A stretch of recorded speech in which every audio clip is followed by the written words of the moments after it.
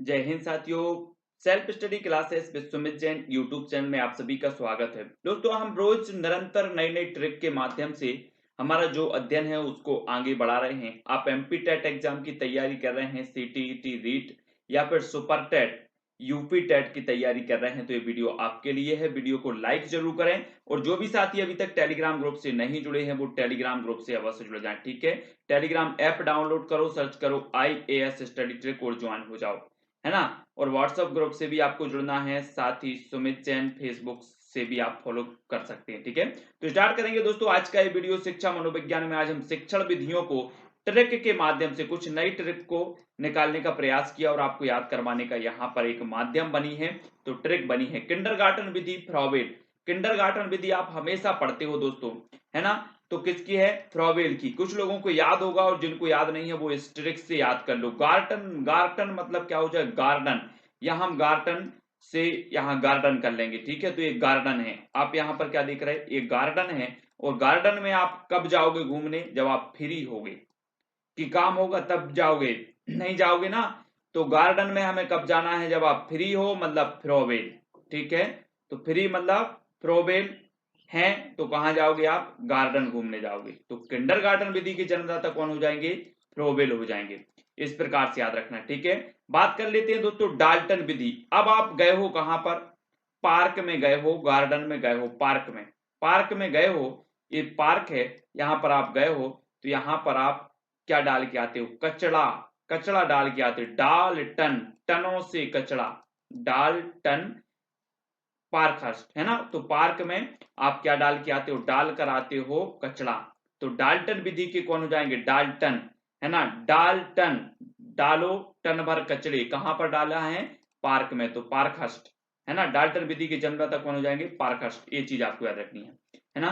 अगला देखेंगे ह्यूरिस्टिक विधि या अन्वेषण विधि के जो प्रतिपादक हैं वो कौन है? आर्म स्ट्रांग हैं। आर्म स्ट्रांग दोस्तों, इसे खोज विधि भी कहा जाता है। क्या कहा जाता है? ह्यूरिस्टिक विधि भी कहा जाता है। आपसे पूछा जाता है ह्यूरिस्टिक विधि, अन्वेषण विधि या फिर खोज विधि, इन तीन में से पूछ लिया जाता है और प्रतिपादक हो जाते हैं आर्म स्ट्रांग। अब एक बात बताना, जब आप कोई भी चीज की खोज कर रहे हो, खोज कर रहे हो, तो आपको कैसा? स्ट्रांग होना पड़ेगा। स्ट्रांग, नहीं तो कोई किसी ने बोल दिया कि ऐसा मत करो, ऐसा हो जाएगा, वैसा हो जाएगा, तो आपके इरादे कैसे पक्के होने चाहिए? स्ट्रांग होने चाहिए। तो ह्यूरिस्टिक विधि, अन्वेषण विधि और खोज विधि, इन सभी नामों के जो प्रतिपादक हैं, इन सभी विधियों के प्रतिपादक हैं, तो वो हैं आर्मस्ट्रांग। यानी कि ह्यूरिस्टिक भी उसी का नाम है, अन्वेषण भी है और खोज विधि भी उसी का नाम है।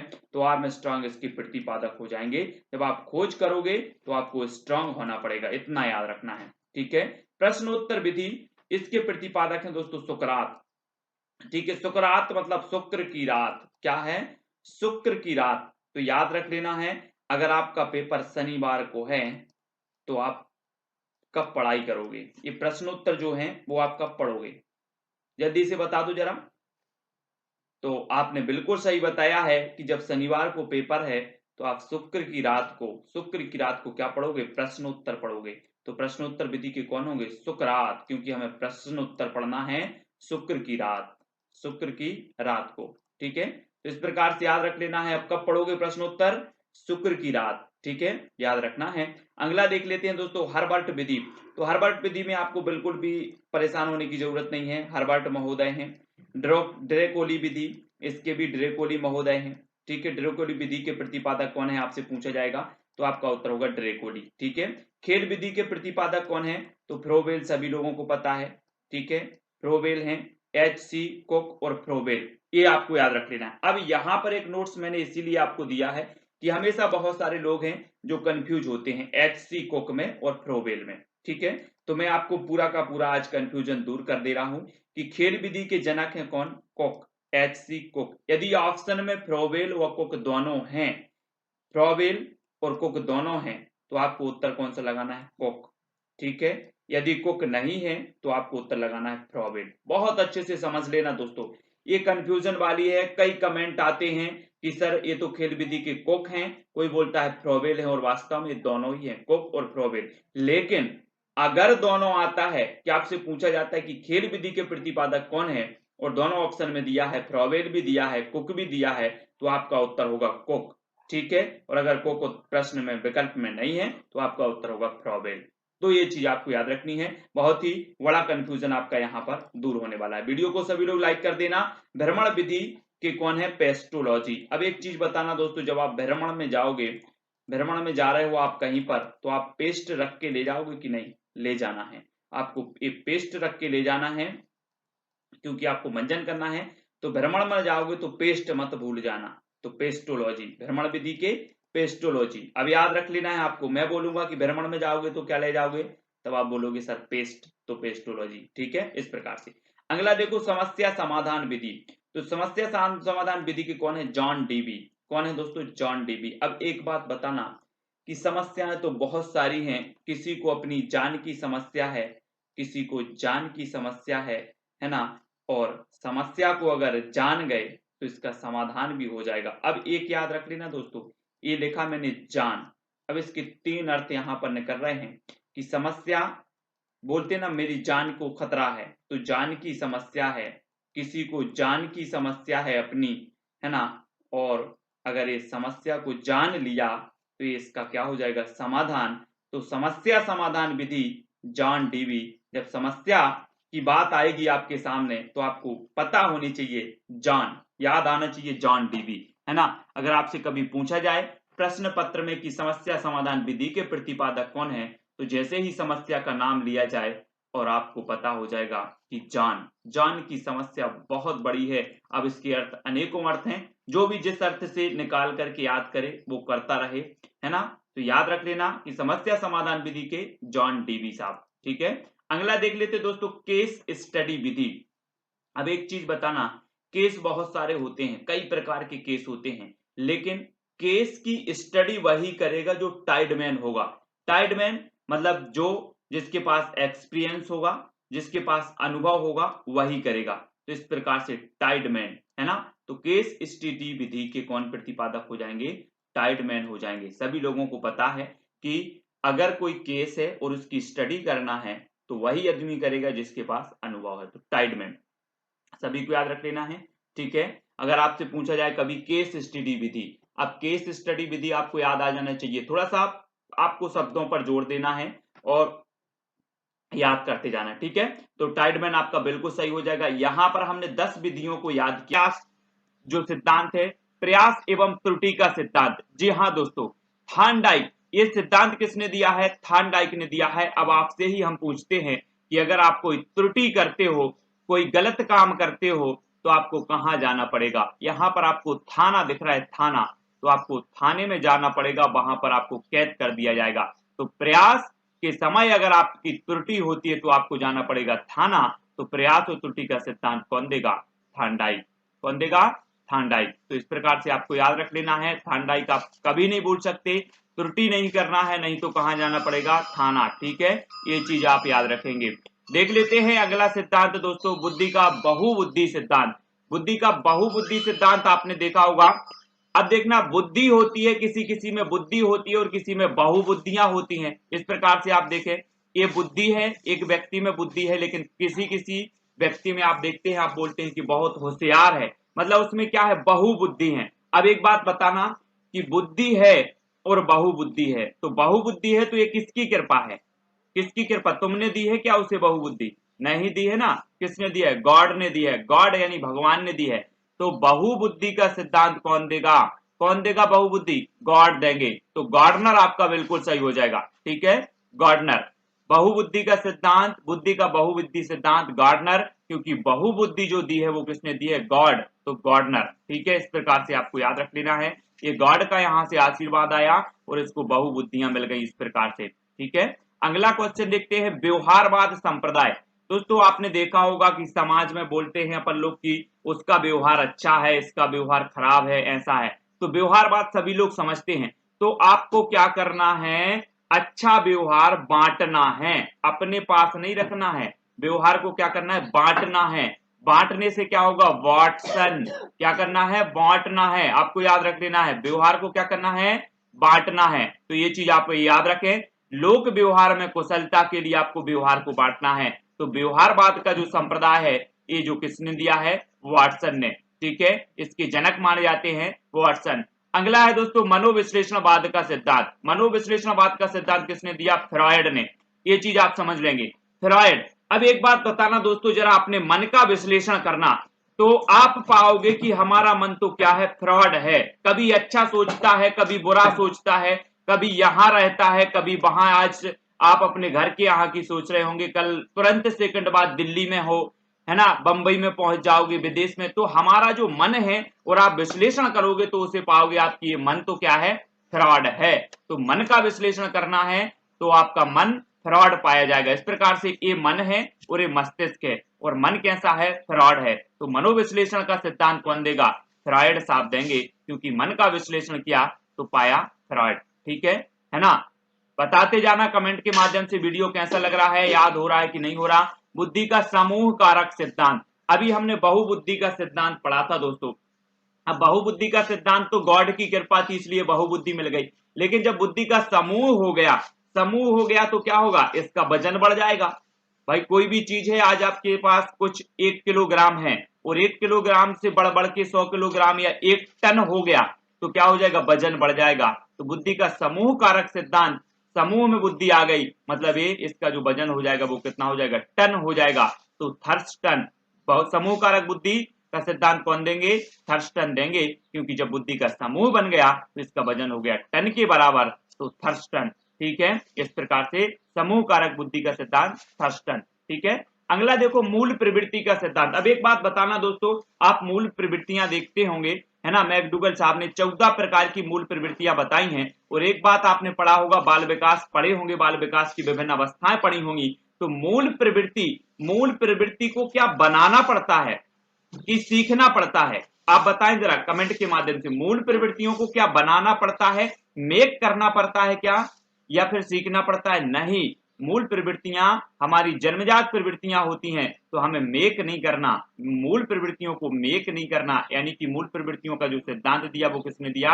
मैकडूगल ने। अब याद रख लेना आप कि जो हमारी मूल प्रवृत्तियां होती हैं वो जन्मजात होती है, इन्हें बनाना नहीं पड़ता, मेक नहीं करना पड़ता। मेक मतलब बनाना।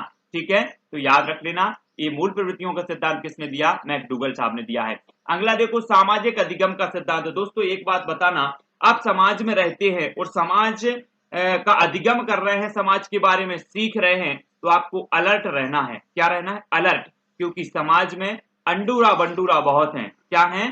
अंडूरा बंडूरा बहुत हैं, तो आप अलर्ट रहेंगे। समाज का आप अध्ययन कर रहे हैं तो अलर्ट वंडूरा, अलर्ट वंडूरा। सामाजिक अधिगम का सिद्धांत कौन देंगे? Alert Bandura. अलर्ट कर दो इसे, अलवर्ट है तो अलर्ट। अब सामाजिक अधिगम का सिद्धांत आपसे कोई पूछा जाएगा कि सामाजिक अधिगम का सिद्धांत किसने दिया, तो आप तुरंत बताओगे कि हमें समाज का अधिगम करना है तो हमें अलर्ट रहना होगा, तो अल्बर्ट वंडूरा। ठीक है, इस प्रकार से आपको याद रखना है दोस्तों। नेक्स्ट है हमारा व्यक्तित्व का कारक सिद्धांत।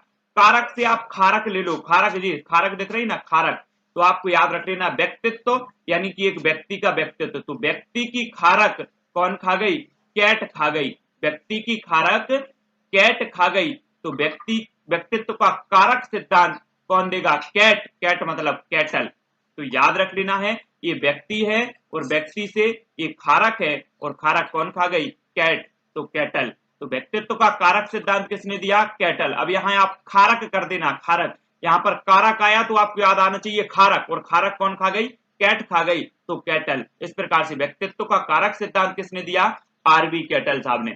याद रखते जाना है, याद हो रहा है तो आप वीडियो को लाइक जरूर करें और शेयर जरूर करें। ठीक है दोस्तों, बुद्धि का तरल ठोस सिद्धांत आपने पढ़ा होगा, तरल ठोस सिद्धांत। ठीक है, याद रख लेना। अब ये भी किसने दिया है? कैटल ने दिया है। कैटल मतलब कैट, और कैट अगर आपके सामने इस प्रकार से अगर गुस्सा में आ जाए इस प्रकार से, तो आपका क्या निकल जाएगा? तरल और ठोस सब कुछ निकल जाएगा, तरल ठोस सब निकल जाएगा। तो तरल ठोस सिद्धांत किसने दिया? कैटल ने दिया। क्योंकि कैट आ गई तो आपका तरल ठोस सिद्धांत, तरल और ठोस सब निकल गया। तो बुद्धि का तरल ठोस सिद्धांत किसने दिया? कैटल ने, है ना। इसको समझ लेना थोड़ा सा अच्छे से, गहराई से। बुद्धि का तरल ठोस सिद्धांत कैटल। अगला है दोस्तों बुद्धि का जीएस कारक सिद्धांत। अब आप लोग जी के पढ़ते हैं, जीएस पढ़ते हैं, सब कुछ पढ़ते हैं, और अगर आप जीएस पढ़ोगे, अगर आप बुद्धि से जीएस पढ़ोगे तो क्या बन जाओगे? एसपी मैन बन जाओगे। सभी लोग चाहते हैं कि हम एसपी बने, कलेक्टर बने, एसडीएम बने, ठीक है। तो आपको क्या पढ़ना होगा, बुद्धि से जीएस पढ़ना होगा। बुद्धि से जीएस पढ़ोगे तो आप एसपी मैन बन जाओगे। तो बुद्धि का जीएस कारक सिद्धांत किसने दिया, एसपी मैन मतलब स्पीयरमैन, ठीक है। आपको याद हुआ होगा तो कहां पे दिया था, था ने। उसी प्रकार से ये सिद्धांत है जिसको हम याद करने का प्रयास करेंगे, सिर्फ याद करने का, ठीक है।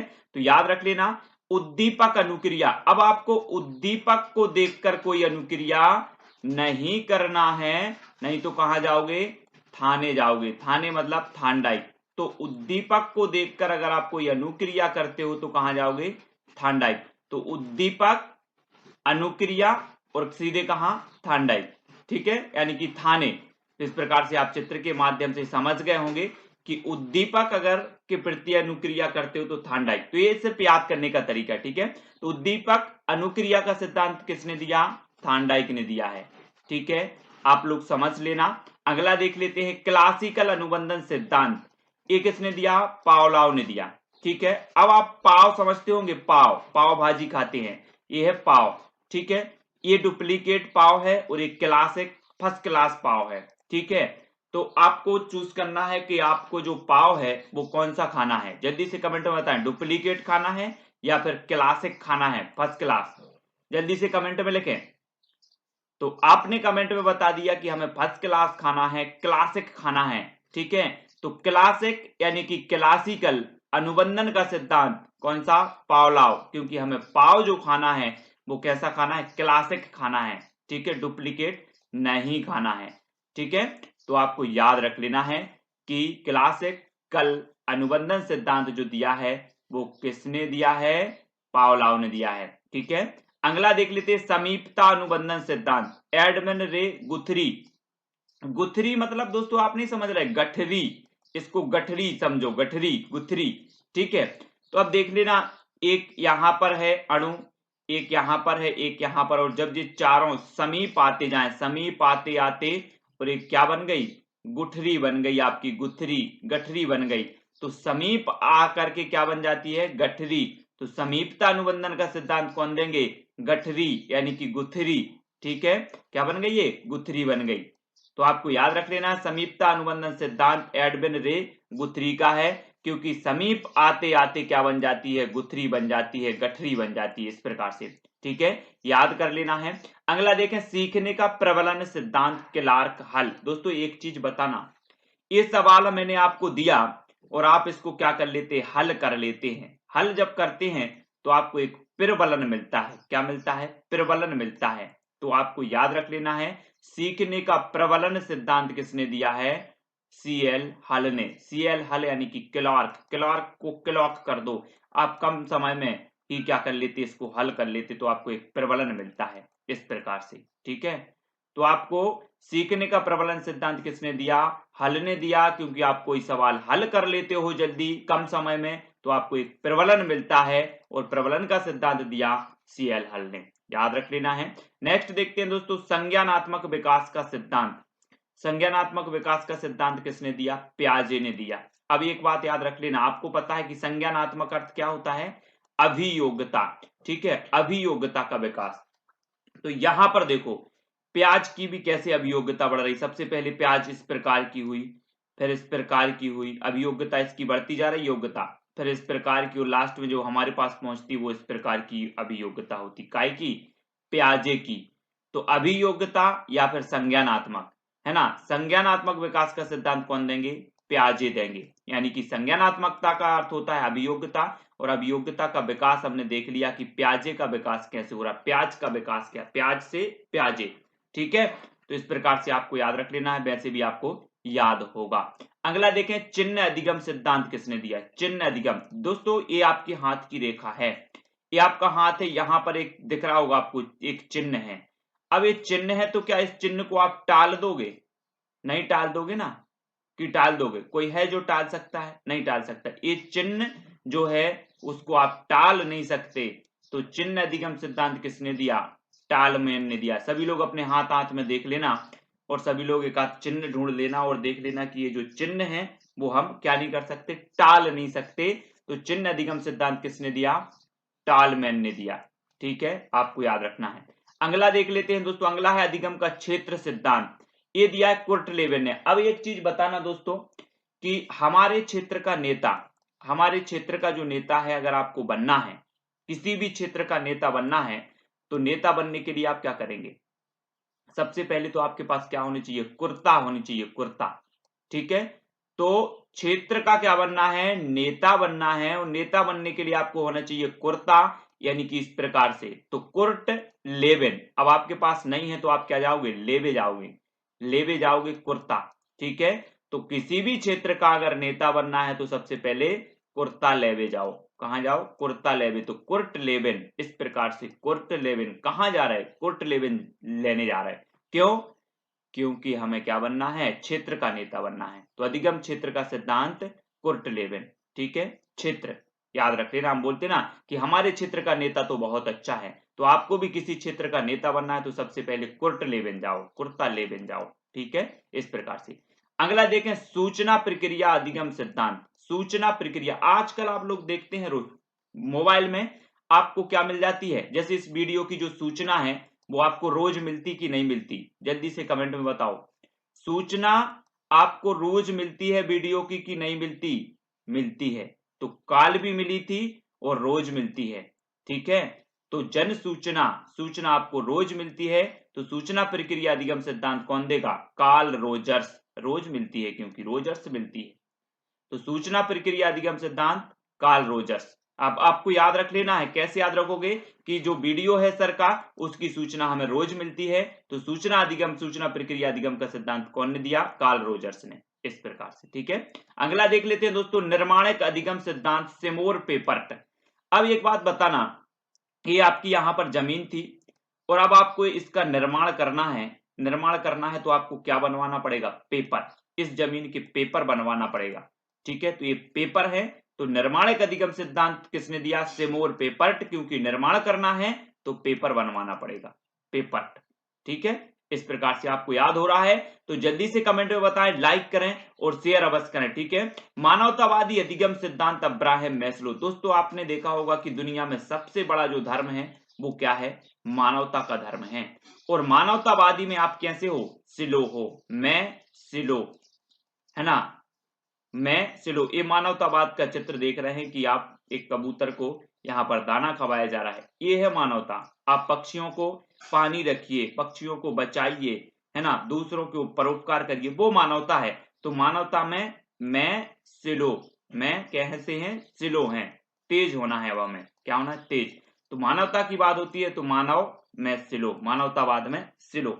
ठीक है, तो इस प्रकार से मैस्लो साहब, अब्राहम मैस्लो साहब ने ये मानवतावादी सिद्धांत दिया है, मानवतावादी अधिगम सिद्धांत। तो इस प्रकार से आज के वीडियो में भी हमने कितने सिद्धांत सीखे? 10 सिद्धांत सीखे। आपको याद हो गए होंगे, मुझे पूरा विश्वास है। इसी प्रकार से हम सारे के सारे नवीन तथ्यों को याद करवाने का प्रयास करेंगे। ठीक है, आज दोस्तों हम एक चीज आपको बताने वाले हैं अब्राहम मैस्लो के बारे में।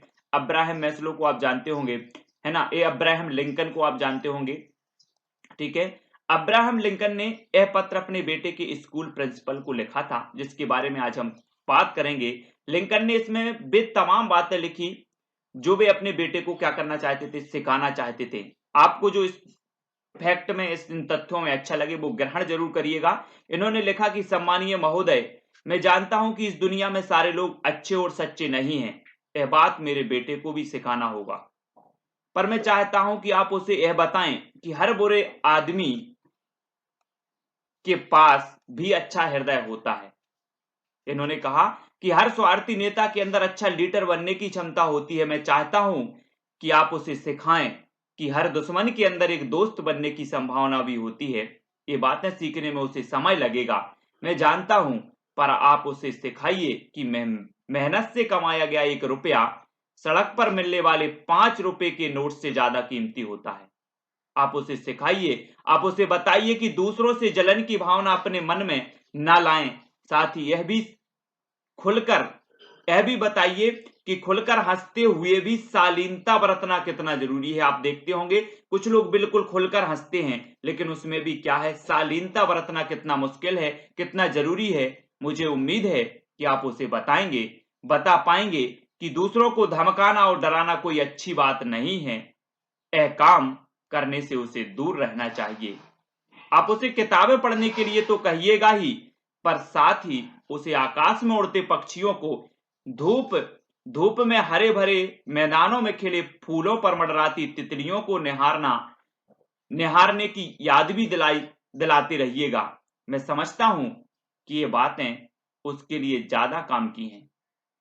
मैं मानता हूं कि स्कूल के दिनों में ही उसे ये बातें सीख लेनी होंगी या फिर सीखनी होंगी कि नकल करके पास होने से फेल होना अच्छा है। किसी बात पर चाहे दूसरे उसे गलत कहें, पर अपनी सच्ची बात पर कायम रहने का हुनर उसमें होना चाहिए। दयालु लोगों के साथ नम्रता और नम्रता पेश आना और बुरे लोगों के साथ सख्ती से पेश आना चाहिए। दूसरों की सारी बातें सुनने के बाद उसमें से काम की चीजों का चुनाव उसे इन्हीं दिनों में सीखना होगा। दोस्तों, आप देखते हैं कि मैं वीडियो बनाता हूं, कुछ लोग बोलते हैं कि ये अच्छा नहीं है, वो अच्छा नहीं है ना? तो आपको करना क्या है कि जब कोई आपको ज्ञान देता है, आपको सूचना मिलती है या कहीं कोई बात होती है तो आप सुन रहे होते हैं, तो उसमें से आपको काम की चीजों का चुनाव करना है और ग्रहण करना है। जो आपकी काम की चीज नहीं है उसे आप वहीं छोड़ दो। ये चीज आपको होनी चाहिए। वो अब्राहम लिंकन ने भी कहा कि दूसरों की सारी बातें सुनने के बाद उसमें से काम की चीजों का चुनाव उसे इन्हीं दिनों में सीखना होगा। आप उसे बताना मत भूलिएगा कि उदासी को किस तरह प्रसन्नता में बदला जा सकता है, और उसे यह भी बताइएगा कि जब कभी रोने का मन करे तो रोने में शर्म बिल्कुल ना करें। मेरा सोचना है कि उसे खुद पर विश्वास होना चाहिए और दूसरों पर भी, तभी तो वह एक अच्छा इंसान बन पाएगा। ये अब्राहम लिंकन साहब ने अपने बेटे के स्कूल प्रिंसिपल को पत्र में लिखा और उन्होंने बताया कि इस प्रकार से हमारे जो बेटा है उसको आप शिक्षा दीजिए। तो दोस्तों, ये आपको जो पत्र है वो कैसा लगा कमेंट के माध्यम से जरूर बताएं। कुछ आपको इसमें से ग्रहण करने के योग्य कुछ फैक्ट मिले हों, कुछ तथ्य मिले हों, कुछ जानकारी मिली हो, तो आप इसको जरूर ग्रहण करें। वीडियो को सभी लोग लाइक करेंगे। इसी प्रकार से हमारा निरंतर प्रयास चलेगा कि आपको ट्रिक के माध्यम से याद करवाएं। ट्रिक तो हमारी है, पता नहीं आपको अच्छी लगती है या नहीं लगती। अगर आपको अच्छी लगती है, आपके लिए उपयोगी है तो आप ग्रहण करें, आपके लिए उपयोगी नहीं है तो ग्रहण बिल्कुल ना करें। वही अब्राहम लिंकन जी ने भी कहा है। तो वीडियो कैसा लगा फटाफट से सभी लोग कमेंट में बताएंगे और वीडियो को अपने मित्रों तक शेयर जरूर करेंगे। दोस्तों, आज के वीडियो के लिए बस इतना ही। जय हिंद।